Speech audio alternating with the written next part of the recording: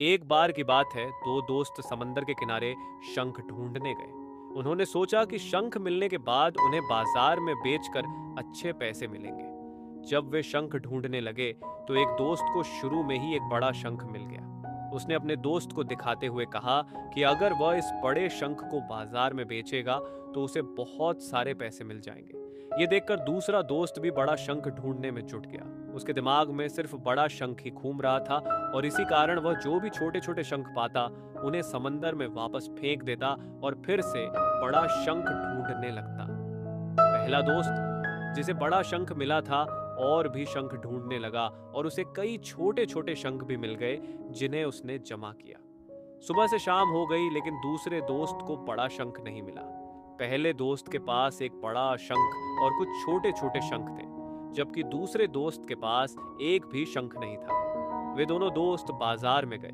पहले दोस्त को बड़े शंख के कम पैसे मिले, जबकि छोटे छोटे शंखों के लिए उसे ज्यादा पैसे मिले। दूसरा दोस्त यह देखकर हैरान हो गया। वह सोचने लगा कि बड़े शंख के चक्कर में उसने सारे छोटे छोटे शंख समंदर में फेंक दिए थे।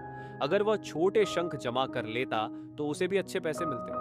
इस कहानी से हमें यह सीख मिलती है कि कई बार हम बड़ी सफलता के पीछे भागते हैं और छोटी सफलताओं को नजरअंदाज कर देते हैं, जबकि बड़ी सफलता पाने के लिए छोटी छोटी सफलताओं को पार करना जरूरी होता है। जब हम किसी बड़े सेलिब्रिटी को देखते हैं, चाहे वह एक्टर हो, सिंगर हो या क्रिकेटर हो, हमें सिर्फ उनकी कामयाबी नजर आती है, उनके पीछे का संघर्ष नहीं।